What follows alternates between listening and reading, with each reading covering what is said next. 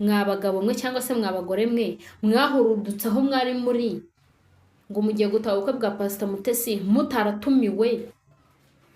Pastor Mutesi ngiye kumunenga iki? Pastor Mutesi ngiye kumunenga kuba yaragize umugani abanyarwanda bajya baca ngo ntawe ubuze inyombya kuyomba, iyo ubujije nawe ushaka kumera nkayo. Ntago bari abagabo babuza kuvuga kubera ko nicyo cyari cyabajyanye, ariko ndagira ngo mbamenyeshe ko iyo ntago ari hit. Iyo ntago ari hit, mutaza kugira ngo kuba mwaratashye ubukwe bwa Pastor Mutesi iyo ni hit mufite. Iyo nta hit irimo, urakaba wagiye mu gikorwa runaka ariko ukaza kuburi bumenye kuvuga ibyo wabonye. Ariko nubizana mu rusaku ukabwejagura nta kintu ibyo ngibyo biraza kuba bigira gute byamara. Ahubwo ikintu kiba gikenewe ni ukuvuga ibintu ukagenda step by step ku buryo n'umuntu ubukurikiye ari buze kumva ese yarashatse kuvuga iki. Ariko nubijya mukabibwejaguriramo. Yes, ladies and gentlemen, ndabasuhuje kandi mbaye nikaze mwese mukomeza gukurikira ibiganiro kuri Ahabona TV.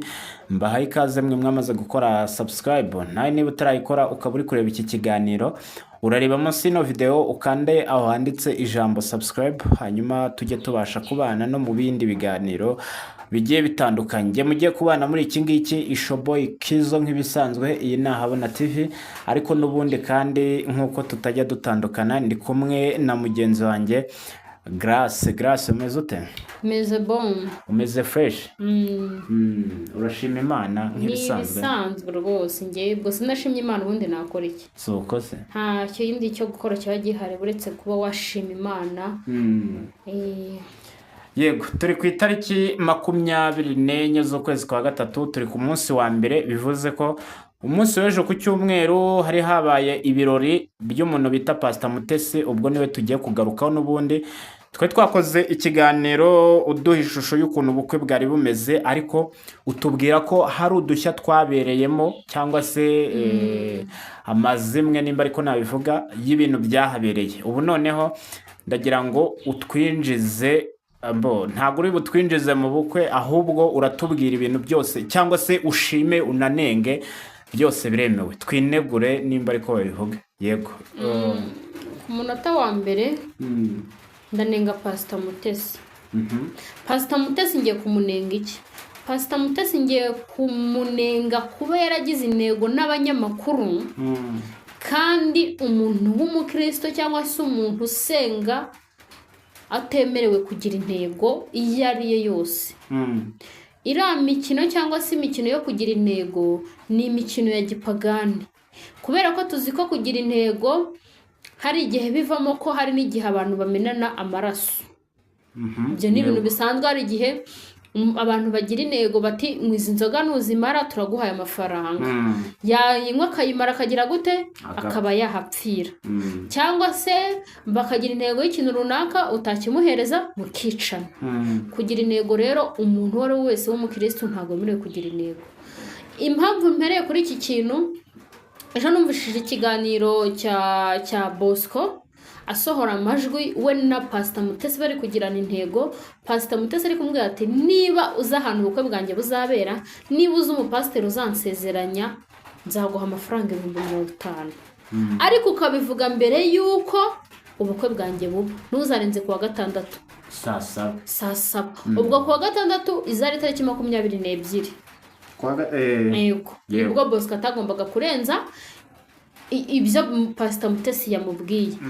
Byashakaga kwerekana iki? Byashakaga kwerekana ko uburyo tuzi Bosco yabwiye Pastor Mutesi ko ibintu byose biba ababizi. Yego. Pastor Mutesi akibaza ati ese Bosco ninde umenya ukuri kose kw'abantu? Ati noneho nanyereka muhe intego, muhe ikizamini, amenye ahantu ubukwe bwanjye buzabera, amenye n'uzansezeranya. Bosco rero byagejeje kwa gatandatu saa saba atarabivuga, bigaragare ko ntago yarazi ukuri. Yego. Amafaranga aba yari yamwemereye abarayahombye. Ubwo Pastor Mutesi niwe naringiye kunenga, kuba umuntu yitwa umukristo ariko akaba agira intego n'abantu zibyo agiye gukora, kandi kuba agiye kubikora ari uburenganzira bwe, ari umunezero we, nta kintu bitwaye. ubwo Pastor Mutesi uramunenga kunenga gutega ndamunenga gutega n'abanyamakuru kandi agategera ku bintu nose ubukwe bwe butwaye iki nose niwe wa mbere ukoze ubukwe cyangwa niwe wa nyuma ukoze ubukwe nyine aragira ati ngewe ngomba kubatungura nk'uko n'ubundi nari nsanzwe mbatungura ibyo rero ngombaga kubikora n'ubundi bagatungurwa ariko adashyizeho intego yego aho ni ku ruhande rwa Pastor Mutesi abandi bantu ngiye kunenga ni abantu bagiye mu bukwe bwa Pastor Mutesi batajyanwe no gutaha ibirori nk'uko n'abandi bose baba bagiye gutaha ibirori ahubwo bajyanwe n'amazimwe abo bantu ndabanenga mu ruhe ruhande mwabagabo mwe cyangwa se mwabagore mwe mwahurudutse aho mwari muri ngo mugiye gutaha ubukwe bwa Pastor Mutesi mutaratumiwe hari ubukwe umuvumba sa reka nkubwire hari abavumba tuba tuzi basanzwe ari abavumba bazwi urugero hari igihe urubukwe bubera hano muri quartier noneho muri quartier haba harimo abantu basanzwe abo akaba ari abantu basanzwe n'ubundi urusanzwe nyine bavumba ari inshuti cyangwa abaturage nyine ari inshuti z'ibirori ahantu hose bagize ibyago bakajyayo ahantu hose bagize ubukwe bakajyayo abo bantu dusanzwe tubazi ariko sinimvusha ukuntu umuntu w'umugabo ushaka gushyiramo ikote ngajyanwe n'amazimwe mu bukwe bwa Pastor Mutesi kandi ikindi ugasanga n'ubundi nubwo yagiye yajyanwe n'ayo makuru ariko atazi no kuyatangaza ari kubusariramo ari kuvuga amagambo birenze no guhinda bibaze gukodesha ikote ugiye kuvumba oya nambe no guhinda ahubwo ni nko guhinda nka kagoma si uguhinda gusa ibaze gukodesha ikote bari gutekereza ngo twazanye ngo ubwino ngo bwabereye ngo mu bukwe bwa Pastor Mutesi ngo ntabwo mwamenya kubivuga nicyo kibazo bakaba bafite amakuru ariko batazi ko yatangaza ntabwo mwabimenya bikaba nka babandi bajya mu gutara inkuru z'intambara kereka iyo biza kuba ngombwa wenda Bosco yimpaye akahakandagira ntabwo byari kuza kuba ariko ntabwo byari gukunda kubera ko ntabwo yari kuhagera ubwo rero yaza kuhakandagira niyo wari kumenya akantu ku kandi guhera kuri dekorasiyo ariko nawe watubwiye ko wari uriyo ahoko nawe hari ibyo njyewe ibyo nabonye ko hari umutekano ukajijwe cyane umutekano ugize gute ukajijwe ni wari wemerewe kuzamura telefone yego ikindi nanone televiziyo yari yemerewe kuhagera ni televiziyo ya Mutesi gira neza niyo nyine yari yemerewe kuhagera nabonye yaratanze n'imipira ngo bambare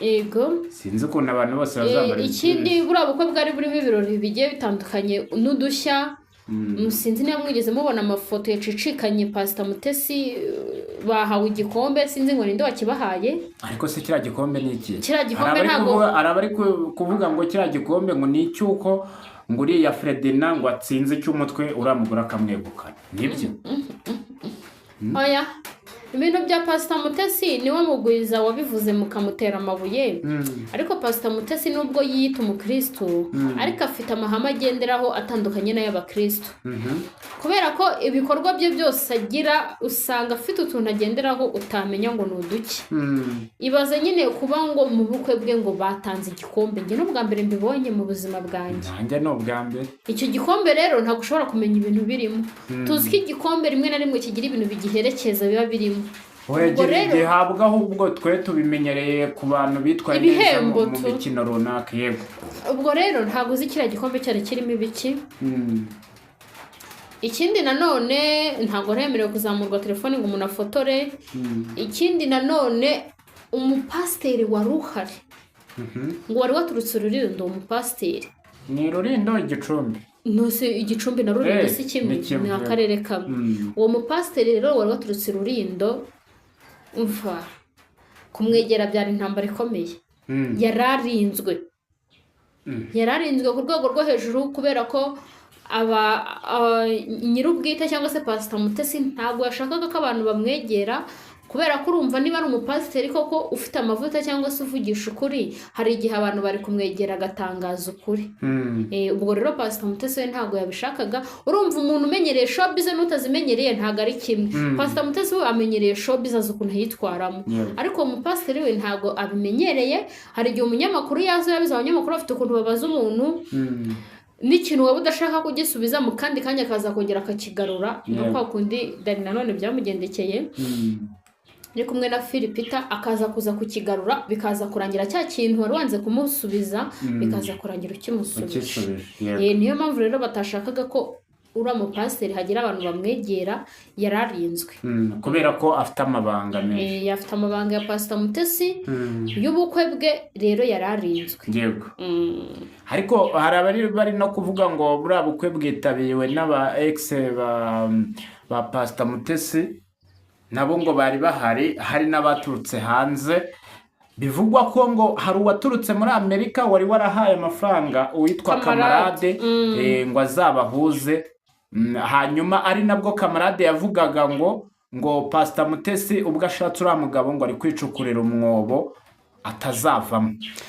Abantu bagakomeza bavuga ngo ese Kamarade wari ugiyeyo yaragiye gushyiraho umusaraba. Ikintu cyatumye Kamarade avuga gutyo ngo Pastor Mutesi yicukuriye umwobo atazigera avamo niba agiye kubana na Fredina, ni ukubera ko Kamarade igihe yapasaga Pastor Mutesi uwo mu diaspora, Kamarade yari ituro. Yego, yariye amafaranga. Iryo turo rero yariye, byashoboka ko wasanga n'uwo mu diaspora ari kuri mwishyuza bitewe n'ibyo Kamarade yagiye amwizeza. Hari igihe umuntu akwizeza ibintu runaka akavuga ati njye uriya mubyeyi ndamuzi, ntari birye, ni ukuri muzabana bizagenda neza, sibyo? Ugasanga rero yamwijeje ibintu bigiye bitandukanye ariko ntago bibaye, akaba ari bwo bwoba yagize agatangaza ari amagambo, ariko ugasanga nyine Pastor Mutesi nagatinya imirindi y'imbeba by the way. Ku ikubitiro rero buriya ngo Kamarade ifoto ye yari yaratanzwe, urumva, ku basekirite ngo ntazinjire muri buriya. Yego. Ariko se nanone nkibaza kuko n'ikiganiro yakoze Kamarade yagikoze ari hanze. Ikibazo nanone kiri kunangaza ni iki? Ko Kamarade tumuzi nk'umuvugizi wa Pastor Mutesi mu bintu byose byaje kugera ku rwego rw'uko ifoto ye itangwa ku basekirite. Kubera iyihe mpamvu? Impamvu nyine n'uwo mu diaspora. None se Mutesi atekereza ko mu diaspora agombaga kumutwara iki? Katari uwo mu ex wa mbere afite cyangwa se wanyu? Urumva bagombaga kwica ubukwe desha. Urumva iyo utangiye kuzana iby'aba ex mu bukwe burimo buraba, urumva hari icyo bugamije kwica ubukwe. Pastor Mutesi rero yagombaga gushyiraho security ifatika kugira ngo abantu bose akeka ko, kuko yarafite umunyamakuru yabishinze uwitwa Jackie, niwe warushinzwe kwinjiza abanyamakuru no gutanga invitation. Uriya bita Jackie, uriya niwe warushinzwe kwereka amacano bakinjira ariko nta gikoresho bafite. Ikibazo rero mfite ni kimwe, Pastor Mutesi ibi bikorwa byiwe cyangwa se ukuntu twabonye dote ye, noneho mariage izaba imeze ite? Izaba rakasa mutwe. Hari n'abatangiye kuvuga ko itazaba. Ibyo ni bisanzwe kandi ariko byari byaratangiye. Niko byari byaratangiye. Ariko sinzi ko Pastor Mutesi ubukwe bwe niburangira azongera kuvugwa. Buriya bukwe rero baragira bati bwatwaye amafaranga akayabo. Ariko barayafite. Uriya mugore arateka, uriya mugore ni umurigonde, sibyo? Yego. Ntabwo urigonde natinya kubushyiraho, ndabizi ko ari abarigonde. Nyine nabwo bafite amafaranga menshi. Uriya mugabo rero nawe ni umukomisiyoneri w'amamodoka, nawe afite amafaranga. Ubwo rero badakoze ubukwe burimo amafaranga, si bwo bazayamaze iki? Yego. Bagomba gukora baziranye n'abantu ngo buriya ngo kwa Fredina ngo nabakire ku rwego rwo hejuru mu muryango wabo. Nabonye abantu bari baje gusaba, bari baje bamuherekeje. Mpita mbibona harimo abavuye Uganda bambaye imikenyero yo muri Uganda. Harimo abantu bafite amafaranga bigaragara, n'abavuye muri Nigeria narababonye. Byaragaragaraga ko harimo abantu bafite amafaranga bameze neza. Yego, mu bari bagiye kuvumba rero batatumiwe n'ubundi bagarutse ku mbuga nkoranyambaga, barimo barasesengura ubukwe, rimwe na rimwe bakatubeshya uko butagenze, ariko nanone ukabona ko harimo ikibazo kubera ko ngo batemerewe kuba bakinjira cyangwa se ngo bafate amakuru. Barimo baragaragara ku mbuga nkoranyambaga n'ubundi barimo barasebya igikorwa cyabaye. Bo urabavuga. Ari umugani abanyarwanda bajya baca ngo ntawe ubuze inyombya kuyomba, iyo ubujije nawe ushaka kumera nkayo. Ntago bari abagabo babuza kuvuga kubera ko nicyo cyari cyabajyanye. Ariko ndagira ngo mbamenyeshe ko iyo ntago ari hit. Iyo ntago ari hit, mutaza kugira ngo kuba mwaratashye ubukwe bwa Pastor Mutesi iyo ni hit mufite. Iyo nta hit irimo.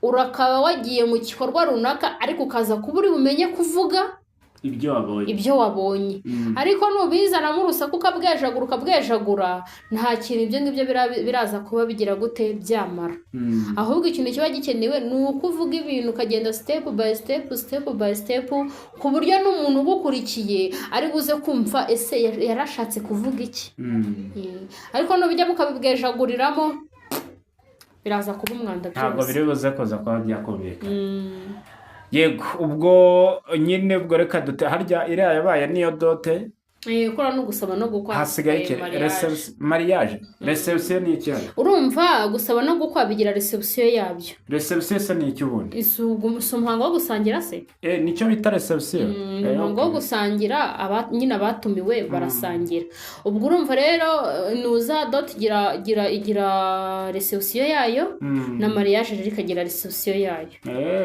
niyo mpamvu okay ubwo reka dutegereze rero ubukwe nyiri zina nimba buzaba koko cyangwa butazaba buzaba ntawe usenga cyane kandi mu mutese ari kubabwira ati ngewe ibintu byanjye mfite ukuntu mbikora buzaba aratungurana uyu mugabo yaramutsindiye byararangiye mwabagore muri mushaka mugabanya amagambo yaramutsindiye bushobora no kutazaba kuri ziriya tariki bavuze bukaba mbere yaho cyangwa nyuma yaho ashobora no kuzabukora mu kwa karindwi n'ubuse n'ubundi mugabo ko babana n'ubundi hari aho yagiye yego gara rero ntabwo tuba dushaka kurambira abantu twebwe ubwo amakuru tuba tuzanye nayo ngayo cyeka nimba hari andi dufite oya nta yandi gusa nyine nanone umuntu aba akiri kuyashakisha